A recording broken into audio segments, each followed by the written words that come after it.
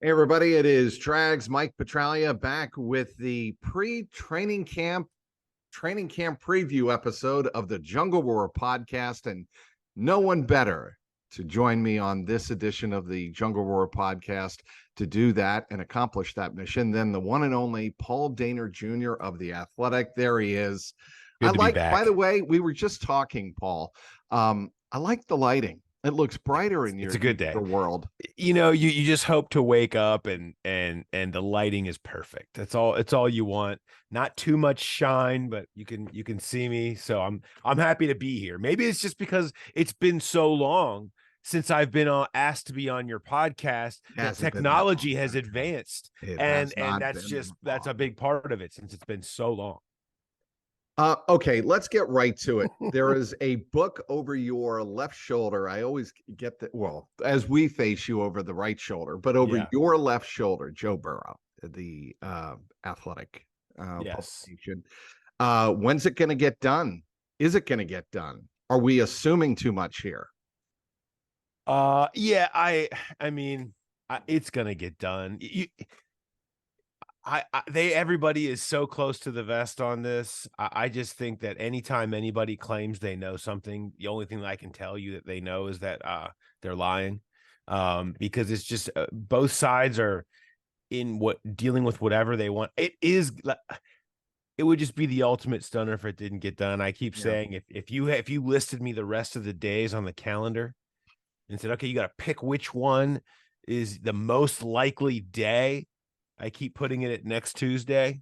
With the 25th, is it the 25th next Tuesday? Yes, that's in between. Check my calendar. Yes, 25th. Our media day is the 24th. The 24th. First day of camp is 26th. So yeah, Tuesday. I just feel like for Burrow, for everyone involved, there has to have been a desire for this to be in the rearview mirror when he goes out there for the first day of camp. Nobody wants that hanging over their heads, and they have so much other business that's hanging in the balance, really kind of depending on that thing getting finalized. So it's best for everybody sooner rather than later. But, the last time, we talked to somebody about it, I think it was whoever it was, they were pointing, I think it was Duke, saying, look, there's a lot of forces involved in this. It's not just us and Burrow. There's agents and unions and other players, and there's a lot of different pieces that have stakes in this that can affect timing and how things develop. So maybe they're waiting on Herbert still. You got to feel like I think it's a little late in the game for that, though. I mean, if they want to get this done by the beginning of the season, or even better, by the beginning of camp, I think that ship sailed. Like, you're gonna get it done. You're gonna get it done. Right. And what I get wanting to know the full template before you sign the paper of the entire market. And he's the only one left. And you're going to be on top of whatever he does. And you don't want to feel like you undersold yourself because you got antsy. And so maybe that's a part of it. But I just think that it's two sides are so invested that it's hard to see it dragging on too far. But we've never gone down this road with Joe before. We've never gone down this road to really, when it gets down to really the money and actually executing something like this. So we don't, like we said this entire time, when people ask about, is he going to do this? Is he going to prioritize that? We don't know, because we've never gone down this road with him to see how it will play out. Here's my read on that. I don't think Joe Burrow is that much of a strict scoreboard watcher, if you will, because if he were, he would not have made the concession that he wants to do as much as he can to keep other players on board. And I think the team has approached him and told him and his representatives, we appreciate that, Joe, but you understand that if that's the case, we have to kind of operate in our own universe, and we can't wait on what other quarterbacks are getting. We have to give you a good deal that you feel is fair and will take care of you long term. But if you want the weapons around you, then we can't be worried about what Justin Herbert's getting. We can't be worried about the Lamar Jackson deal as much. It's going to be commensurate, right? It's going to be comparable. There's no question about that.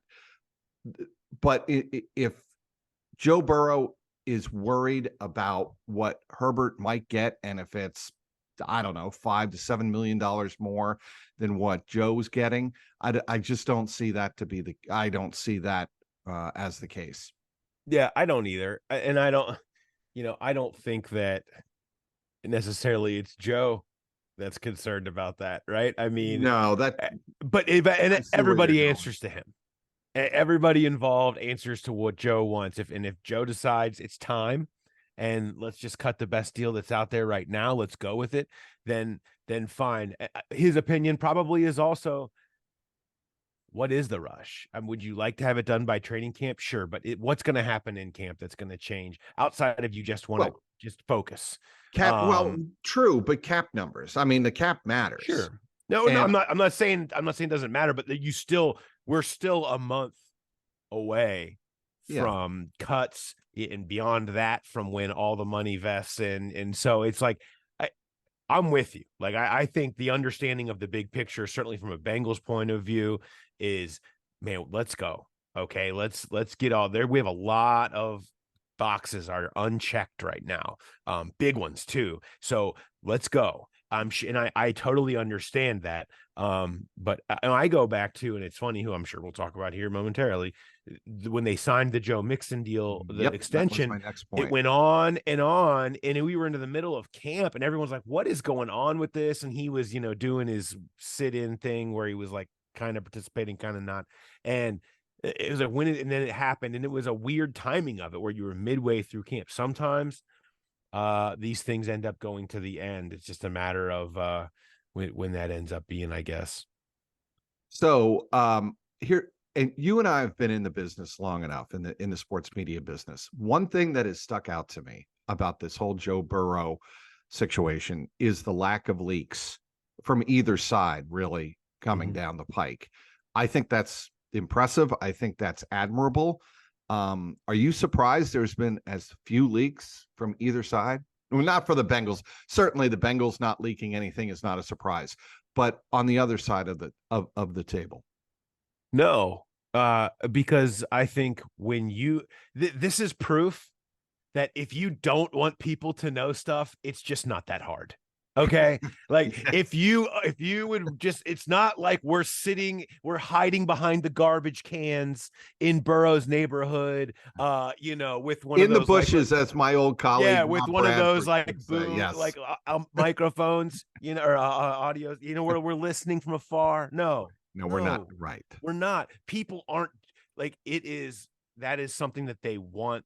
You want that. Then it's just too easy to keep things inside if that's what you desire on both sides. The Bengals have always kind of had that fortress. I always chuckle at people who claim that they have certain bits of information when I know there's just no way on this earth that that's possible. And then the same thing from Burrow, a guy who wants to keep everything to himself.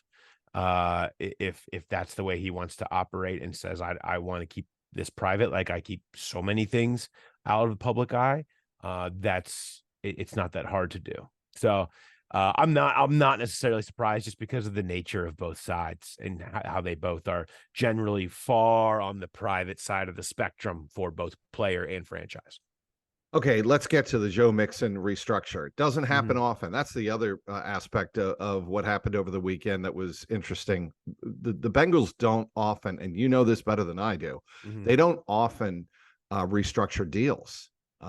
Especially they've never. Okay, yeah. So thank you for correcting. Or pay cut, whatever you want to, however we want to term. I know there's like a lot of controversy over semantics. They've never done a pay cut. They've never had a restructure. And the reason for that is, and correct me if I'm wrong, they do not like to kick the can down the road. Sure. They don't like to guarantee money to veteran players for seasons, not for future seasons. They don't like to put undue stress on future cap. Correct. To take some off of the current. They don't like that strategy. That's not even really what this is. The other side of this is they have never been able to execute pay cuts, not because they haven't been offered. They've offered pay cuts before. Right. It's a running backs before. And they have been told to kick rocks. You know why? Because no one wants to take a pay cut, stay here. But guess what? Things change now. And things like restructures and pay cuts are more acceptable to players, even if they're in the team's favor, because there is value in staying in Cincinnati more so than ever. And this is an example of it. I don't think this is going to be a trend for them. I don't think we're going to see lots of pay cuts and lots of restructures and wielding this power.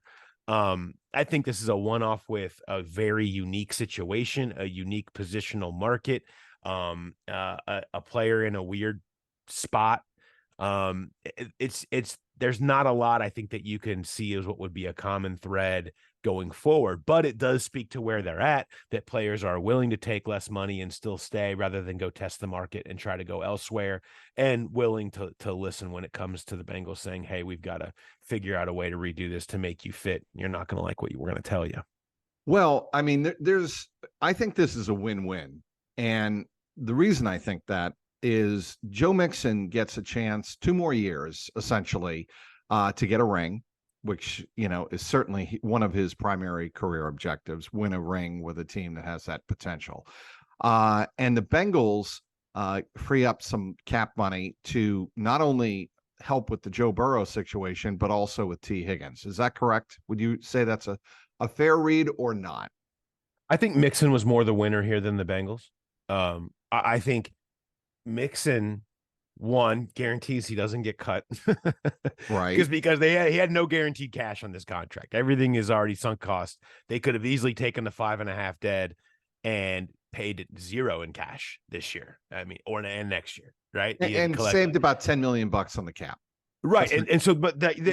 I'll get to that. But my point is that, and then, and it's the old joke, in this economy, a running back is going to get $5.8 million, who is coming off of May 2022. Right.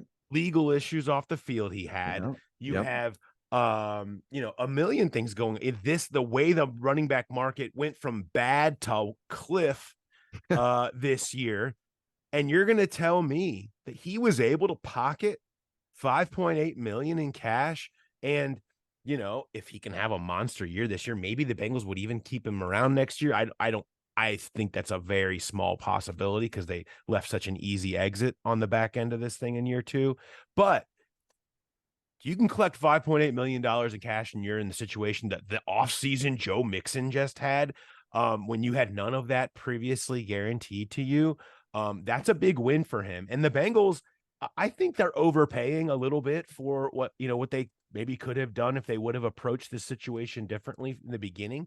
But it comes back to what we said. There's like one phrase that we said at the very beginning. This is how these things always go. We spend 7 months just beating a topic into the ground when the first thing you said was actually all that really mattered. And that is, the Bengals hate dead money.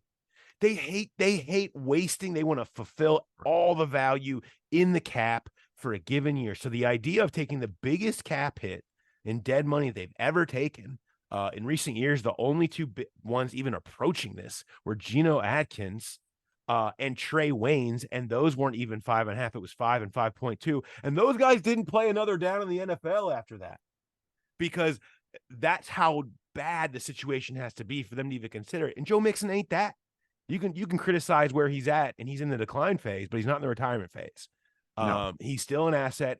He still was he had 1,255 scrimmage yards last year on a team that won 10 straight games and was a drive away. He actually had, people don't realize this, not to interrupt you, Paul, he had career highs in receptions and receiving yards. For as much of a year as he had, as you rightly pointed out, he was still an integral part of what they do on offense. And feel free to interrupt, because I will just talk. And so, as you know, but my point is, like, they have had, to me, there's been a theme of this offseason in many ways. And it is, when the Bengals line up against the Chiefs potentially in the postseason for the 3rd straight year, what does it look like? What does their roster look like? They have built for depth. They have built for, if an injury for this, then what? Look at the defense. I mean, they have stocked to be ready to take a war of attrition, and Mixon, and taking a bit of a 5 point, I mean, a bigger bite than they had to. They could have just totally cut ties on it to try to get some value out of it, having that position. That doesn't mean Mixon in week 4 is going to be the dude. Chase Brown could still be the guy, but if Chase Brown busts his knee in December, to be able to go to somebody like Joe Mixon in that spot, who has the experience and the value that he has, is invaluable, or vice versa. The point is, keeping lots of options, finding any way to stock as much value into this roster so that come January, they can handle the expected attrition that the season's going to bring. Jonah Williams, the right tackle, starting the season. Yeah. I mean, I think things would have to go very haywire for that to not be the case, or injury occur. They want it to be him. It should be him. He has the most experience. He has been the most solid and the most reliable of all the candidates. So to me, I think in their world, that is Jonah's job, and he's going to have to go blow it, not he has to go take it. So I think they're going to give him every opportunity to work that transition to right tackle. We are assuming, I presume, that L. Collins starts on camp on the PUP, right? Definitely camp on PUP, and I would be willing to place a large wager that he starts the season on PUP if they keep him. And so what are the impacts or the implications of the cap, the 12, I believe it's $12 million cap hit, or a little above that, a little north of that, of La'el Collins on the cap? Yeah. So the combination, if you decided to keep both of Collins and Jonah, would be about 22 million between the two for your right tackle position, including you're paying Orlando Brown 16 and all that upfront cash, and they've got a bunch of vets they pay. It would be, it's currently the 4th highest paid offensive line in football under the players that are currently in the room. There's some money they could tick off, because he has 3 times as much in the per game bonus as any other player on the roster. As far as for every game he plays. They were trying to hedge their bets against his injury history when they signed that deal. I mean, they can get out of it with a little bit of dead money, but still save a lot against the cap. So I think it's a tough decision that they'll be up against when it comes time cut down in the beginning of the season. Is it worth it to keep that money, even with a little bit, maybe a couple million you could save if he wasn't even active for 10 weeks? Is it worth it to keep him around again as an insurance policy? Will this connect to that theme of the offseason? Will it be worth it to keep him around for that, in case you have to, for the 3rd straight year, play with a backup right tackle in the playoffs, which they've had to do? And so if that guy's La'el Collins, suddenly you feel a lot better. And maybe that's the difference between winning a championship and not. That's a decision they'll have to make depending on where Collins is at health-wise, where they're at financially, where they feel Jackson Carman is at, how Jonah Williams transferred. There's just still, in my opinion, a lot of variables out there before. So they're going to be waiting till the last possible instant that they have to make a decision on if they want to keep La'el Collins around. So the Bengals secondary, I think, is going to be interesting up the middle. The 2 new safeties in Nick Scott and Dax Hill. I mean, Dax Hill's not new, Paul, obviously. He's a second-year player out of Michigan. I think the Bengals are going to rely on his experience from his rookie season and what he was able to glean in playing that position, especially in the second half of the season and in the playoffs. But I do think the secondary is going to, and the safety position is going to be a point of emphasis as we start training camp. Yeah, I mean, it's going to be the one that we watch the most, because I think that it will have the largest effect as far as progress matters between early season wins and losses. I mean, we saw how much those mattered last year when you were talking about a team that it really mattered, those early losses and where they were playing and who they were playing against in the playoffs. And so you're talking about, they're not going to be Von Bell and Jesse Bates. No. And probably not this entire year, but how close they get matters. They don't necessarily need to be, and I don't think they're expecting them to be. Lou Anarumo has such reliance on the intelligence and the cerebral backbone that they gave to them and covering stuff up and their ability. He always uses that second baseman to shortstop thing. It's got to be natural and instinctual that you can only have by playing together. And so they're not going to be there, but they're faster. They're more athletic, and their corners are better than they've ever been under Lou, projected. And how Cam many Taylor-Britt and Cheeto, are better than any combo Lou has ever had.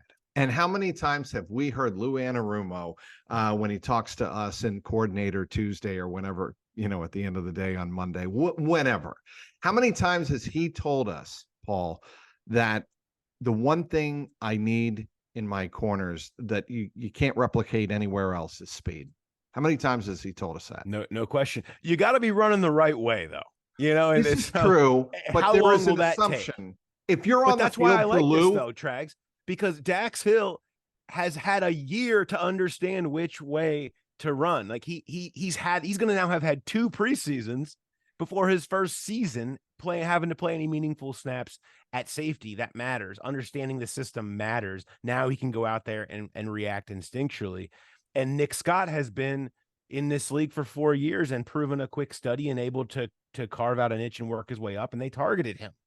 People I think there's a lot of conversations about Nick Scott, like he's some throwaway piece that Jordan Battle might displace. They targeted Nick Scott. Like they viewed him as a guy, man, this fits us. And he's the type of player that we think can really thrive here, and almost like a young Von Bell type who can come in and really take a big step when he comes here even. And so I think they're in good hands because the corners are so much better. But it will take time, and how many big plays will be given up early in the season because they're not quite there in the moment yet. And if that's a minimum number, the Bengals shouldn't have any issues because of everything else they got going on around them defensively. How do you think Cheeto Awuzie looked in OTAs? I thought he looked pretty, granted it's shorts and shirts and that's it. No pads, no contact and nothing like that. But he looked like he was ready to begin camp and will be ready to begin camp full speed. Yeah, I couldn't agree more. I thought he looked fantastic. And you talk to him and he agrees and he's like, I don't want to jinx it, but you watch him on the side and that's not what you expect somebody coming off an ACL to necessarily look like at that point. It was, you saw explosiveness, lateral movement, the everything cutting in the lateral movement's the big deal. Yeah, no doubt. And so I think he has full expectations to be ready to go. And I my concern for that, having seen what we saw, that he'll be ready to go on September 10th at full go, is minimal. I think he'll be fine. And the other thing to understand, and we've both talked to enough athletes to understand, that is the mental aspect. If he is doing those things and proving to himself on turf, not just grass, but on turf, that he can accelerate, decelerate, cut, the lateral movement you mentioned, that's the biggest challenge for these athletes, is to climb the mental hurdle after an ACL reconstruction. Yeah. And, we've seen this, and it's a little bit of apples to oranges, but Trey Hopkins played week 1 when he got injured in January, at the end of January. Now, it was also, there's a lot to say about what happened, how he was not quite the same after that. But still, it's not that you can't get back there. Now, will he have lost a step because of this? He's still young.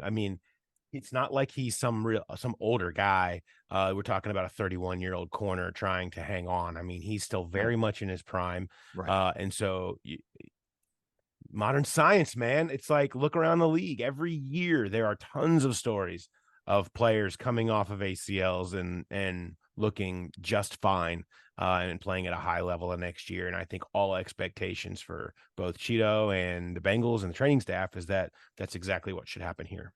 Am I going to be seeing that thermos on the practice field? It's a little heavy I always feel like when we're in camp, I like this thermos, but it's a lot. And if I've got a notebook and a pen and a recorder and I'm trying, I might take a video if someone starts swinging their helmet at somebody else, next I don't want to have to fumble with this. You will see this in the office though. This is a good office thermos, Yeah, I can see that. because it's good. I've made a bold move. Really, we can talk a lot about off-season moves this year, Trax. Yeah, please Nobody's do. made a bigger one than me. I'm officially become an iced coffee in the summer guy. I never thought I'd be this person. I'm a hot coffee guy to the beginning of time. There you are. And now And it's dripping I've kind of turned on over. my beautiful shorts, but go ahead. Yeah, sorry about that. I apologize. It's my fault. No, I brought it's my it up. fault. Go ahead. But I feel like I never could do it. I liked the hot coffee, even if it was hot outside. But now I'm really starting to feel the iced coffee world. And I'm really feeling like I get it. So I'm glad you've come over to the I'm a dark convert. side. So this is really good thermos for that in the media room. Okay, we'll finish on this note. Lots of Bengals fans watching us. They will be heading out to camp, which, as we mentioned earlier, opens on July 26th, actually a week from today as we record this. What do you recommend to fans in terms of preparing for hot summer days? These practices, by the way, for the most part, will run 2:15 to 4:10 p.m. in the heat of the afternoon. What do you recommend to stay cool, to be in it for the long run? Umbrellas, misters. Misters are underrated. I don't know. The little fans, the little fans, like the towel, the soaked towel that you can put around your neck, also popular. I'm for that. Don't go wearing your old school knit jersey just to say that you did. Like, no, I'll be impressed, but that will not be an offset, a proper offset to the amount of sweating that you'll be doing, though, because the problem is there's no cover out there. Like, it stinks, literally, because you are just out there. There's no trees, there's no shade. There's, like, if you're lucky enough to be one of the people in the tents, the highfalutins, the VIPs, you can stay a little cooler back there. But it's a cooker. It's a cooker. As I tell Janie and Emma, my two daughters, hydrate, hydrate, hydrate. That's important. I can't say that word enough. And this is the time where I don't usually recommend sports drinks, but in the summer when you're losing fluids, go with the sports drink. Heavy duty sports drinks. Yeah. I'm also I've kind of get away from being a Gatorade guy, because it makes me feel a little too full for what I'm trying to accomplish. Yet this summer, I'm an iced coffee and a Gatorade guy. I'm a whole different man. I've turned over a new leaf, Trags. I don't even recognize myself in the mirror anymore. I recognize you as one of the best beat writers. Oh, look at you on the beat. That's what I recognize you as. He is Paul Dehner Jr. Anything you want to plug or promote? Even though they mean the same thing, still there. It's still there. Yeah, no, promoting all the same things, all the same places. Looking forward to the season. Should be fun. A lot of good stuff. I think what I like, you mentioned the beat. I am really proud of the work of our beat as a whole. It's why I love the podcast. We all go on each other's podcasts and stuff. And I don't like when James comes on yours because he's trying to rack his numbers up.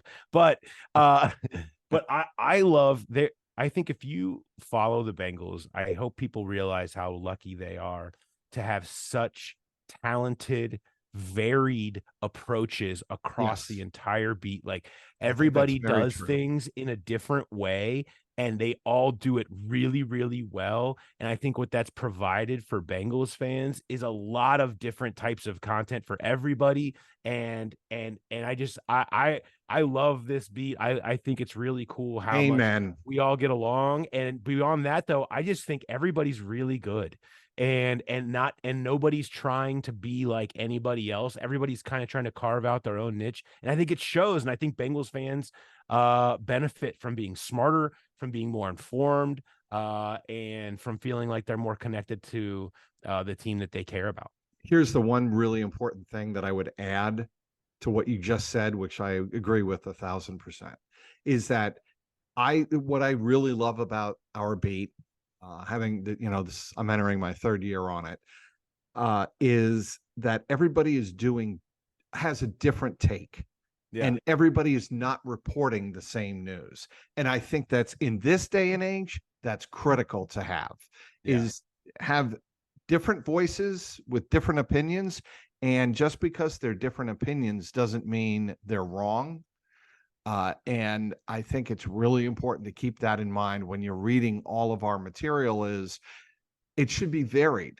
The best beat to me, Paul, and you know this, you've been in football, you've been in journalism long enough to know that the best beat is a diversified beat with lots of views and lots of opinions. Well, because if it's not, everyone perishes, right? Like, right. If the moment that you are echoing absolutely anybody else, not just in what you're saying, but the way that you're delivering it, it's just it all ends up falling off to the wayside and hurts everybody. So that's why it's fun. I'm excited to get back, because I'm always excited to see what everybody else does and everybody else has been working on, as much as worrying about what I'm working on and stressing over what I've been working on. You know what? See, this is we're two old hacks. Okay, we've been in this game for a while. And I don't know, there was a point for me that was a real game changer that I tell people, like, if I'm ever asked to talk to a class or something, is when I learned to stop competing against the people and start appreciating the people I was on the beat with, was when my work got better, was when my stress level went down, and it freed me up to be myself a little bit more. And that took me a long time, because you stress and you're on Twitter and trying to see, does they have that? I'm reading this. What did they, when in actuality, when you can just really try to even help appreciate and enjoy what everybody else is doing, it's just so freeing to feel comfortable in what you're doing. And not have just stress yourself out, because we just stress ourselves out beyond belief doing this stuff, and it's just not worth it at the end of the day. And it's because we're looking at people as enemies when they should be friends, right? Yeah, well, we're friends, colleagues, right? Colleagues, exactly. And the whole point of this is give our audience, which sustains us, as many different viewpoints as possible, because it's not a great beat, and it's not good for the audience if everybody is reading mostly the same stuff. Yeah, which is what was terrible about the COVID year. We were all forced into the same funnels, and Zooms and all that stuff. And I think you've seen last year was the first, we're back in the locker rooms and all that stuff. You saw the difference. You saw how much more stuff people were getting, and how much more people were understanding the team. And I thought that you could see it clear, like night and day, between the Bengals of 21 and the Bengals of 22 in terms of coverage, for people that are paying attention to such things. I hope fans notice it.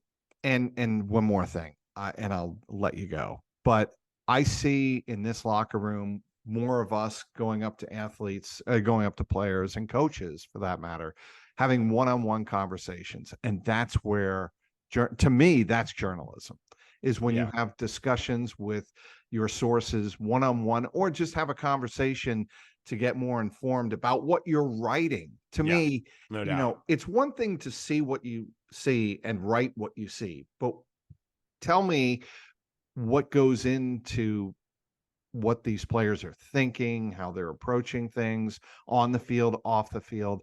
And that brings texture, life, whatever you want to call color, to the reporting. And that's what, fans follow us for. Yeah, I totally agree. And that's where the good stories come from. It's players don't know how good their own stories are half the time, and they say it in passing, and you're like, wait, you own 14 cockatoos, right? Like, you don't, like, I don't think players always understand how interesting their own lives can be, and you never know when you'll find something out. You're going to kill me, but I do have to ask you the Corey Dillon story, how it came about, and what was as I love to call him, clock killing Corey Dillon. Corey Dillon. That's what we called him up in New England. No doubt. And obviously he had some very staunch words and very stern words for the whole Hall of Fame process and whatnot. What were your biggest takeaways when you spoke to him? That I wasn't trying to do that. You know what I mean? Like that couldn't have been farther from my objective. I was trying to get a story from him of one of his former teammates. And that was my objective when I texted him, was like, hey, I'd love to talk to you. And he just said, yeah, sure. Let's talk. I'd love to talk about the Ring of Honor. And when he sent that text, I was like, oh, okay, whatever. And so we were fine about the original thing I called for. And then you read the rest. I mean, that was his, he had it on his mind. My takeaway from it was, this is who Corey is. Like, Correct. He's unfiltered. He's truthful, honest about his emotions and the way he feels. And he's maybe a little rough around the edges and a little angry, but that's who he is. That's the way he played. That's the way his personality has always been. And he's going to call it as he sees it. And I think he's got some pretty valid points. And I understand his frustration. I had a lot of conversations with editors, with other people on the beat, and people that know about whether I should even run this, because I felt like I knew what it would do, that it would actually hurt his case for the Ring of Honor more than help it, because of the way fans would react to it. But then at the end of the day, when I went back and forth on it, I came back to the same thing that I wrote in my lead. He begged me to write it word for MF and word. Print it. So does he realize he was begging me to do that? And so I felt like it would be doing him a disservice to not. And so I did. Does he realize it's a new day in the jungle? It wasn't a new day when he was there. And that's the frustration, is I think from people are treating the things he's saying and the people he's talking about the way, and criticizing him, bringing back stuff from the 90s, like that ownership didn't deserve it. Okay. Because at that time they were worthy of every bit of criticism that they were getting. Corey was not lying then either, that all he wanted to do was win. And he was kind of sick of going out there for 7 years, not missing games and running against brick walls to go win 2 games every year, because nobody else seemed to care what he felt like as much as he did. Now, people can question him speaking up that way, but that's the way he felt about it. And the irony of all of this is that's why people are holding it against Corey Dillon right now, because he didn't win enough. He's not associated with winning. And so it's like, that's what he was saying in the very beginning. Like, if y'all are ruining what I have as a great career by not trying to put a winning team around. And he proved that when he got to New England and had one of the greatest seasons by a running back in a championship year there has ever been. And that's in the numbers, as Corey would tell you. Yes, it was and is, and he is Paul Dehner. I'm finally going to let you go. All good. You do an amazing job, Paul, covering the Bengals and the National Football League for The Athletic. Until next week, when training camp begins, he's Paul Dehner. I'm Mike Petralia Trags. Thanks for downloading this episode of the Jungle Roar podcast.